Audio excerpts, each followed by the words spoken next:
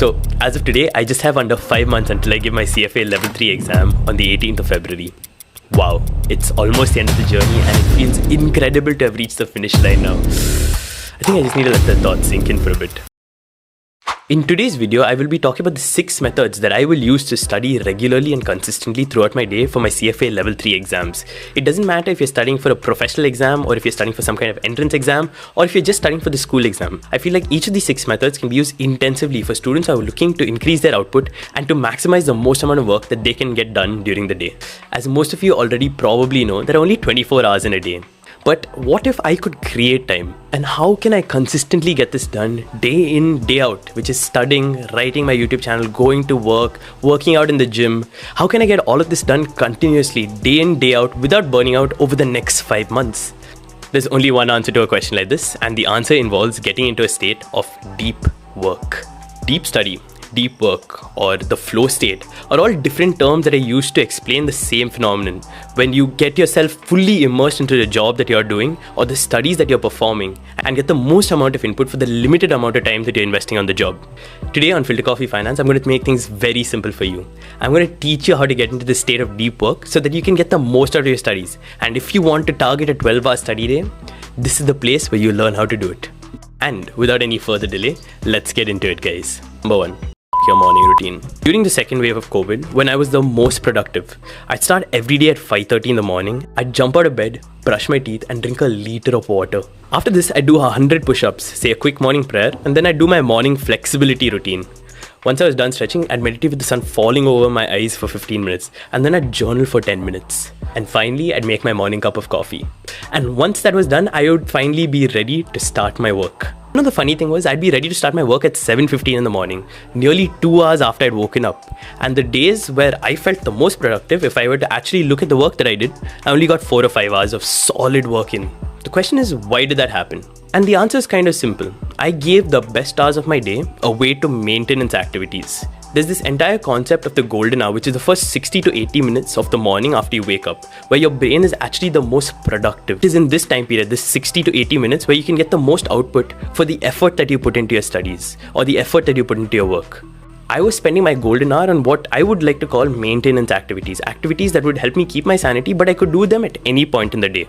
If you want to make the most out of your day, then what you have to do is you have to utilize this golden hour. The question might be, how do you do it? Simple. Wake up, brush your teeth, and head straight to work. In fact, get started with your work when you're still half asleep, and you'll have a hazy and almost lazy feeling. If you follow this simple way of working and your day starts at 6:30 in the morning, then by 8 AM, I can promise you that most of your days will be automatically primed for success. It doesn't matter too much if you like sleeping and waking up early. All that matters is that you stick to your routine and wake up at the same time every day and get a truckload of work done first thing in the morning. Once you are done with your golden hour, you can spend the next 15 or 20 minutes just taking a break and getting in other parts of your morning routine done. Step number 2, understand the difference between being motivated and committed. To be honest, I don't rely on motivation, and I think neither should you. Motivation is that kind of thing that keeps you going for like a week or two, but after that it just fades away and you feel lazy and lethargic. Motivation just isn't permanent. So then like a very simple question might come up in your mind. How do I study 12 hours a day every single day without motivation? And the answer is you actually don't. I like to look at it this way. I have no choice in whether or not I want to study. These are sacrifices that I'm making today so that future me lives a more comfortable life. Continuous commitment is something that can get you from point A to point B without stopping. And it doesn't care about the rain outside when you're about to go running, and it doesn't care about how cold the water is when you shower. You know, it's easy to be motivated to do hard things when you're comfortable in life. But when you finally face challenges that actually push your buttons, motivation's not going to work. And that's why you need to be committed. I started this channel on the 15th of April 2021, and it took me nearly 21 months to get my first 1,000 subscribers. There were so many times that we put in more than 50 hours into producing a single video, and when it was finally uploaded, it wouldn't even cross 100 views. Did it bother me? Of course it did. But the thing is, if I relied on only motivation to get through, I wouldn't have been able to cross this plateau. After I got my first 1,000 subscribers, it took me just 4 months to get my next 1,000 subscribers. And after that, it took me just 2 months. Where is 21 months and where the heck is 2 months? It is commitment that got me through the rough patch. And that's what commitment will get to you. Through all the good times and all the difficult times, you need to remember your why for doing things. Step number 3. Practice studying through the fatigue. If you're a gym bro like me or a gym sis, then you probably have an idea of how muscles are built in the gym. Muscles are built over time by showing up, maxing out, eating the right amount of food and getting the right amount of sleep at the end of every single workout. With studying, the same thing is happening. You need to train your brain muscles to sit through the pain, through the struggle, and through the boredom and become stronger mentally. A very simple actionable step that I started using when I was studying for my exams is every time I felt like I was done studying and I felt like I couldn't go on anymore, I'd physically force myself to sit for another 6 or 7 minutes extra. It didn't really matter if I didn't get a lot of productive work done in this period, but I would force myself to stick around and study for another 6 or 7 minutes. This is what I adopted for my CFA Level 1 and Level 2 exams, and it worked wonders for me. So here's how you do it. Say that you've been studying for the last 30 minutes and you can feel yourself getting restless and energetic. Normally, what would you do in this situation? Head to YouTube or look at your phone, right? So instead, try this. Take a couple of deep breaths. Gently rub your eyes and tell your mind to calm down. You must study for another 7 minutes and then you can take your break. Even if it's not at 100% level of focus, these extra 10 minutes are incredibly useful. In a day where you're sitting and trying to study 8 to 10 study sessions, these extra 7 minutes will give you an extra 1 hour's worth of work. And that is a hell of a lot of time. Step number 4.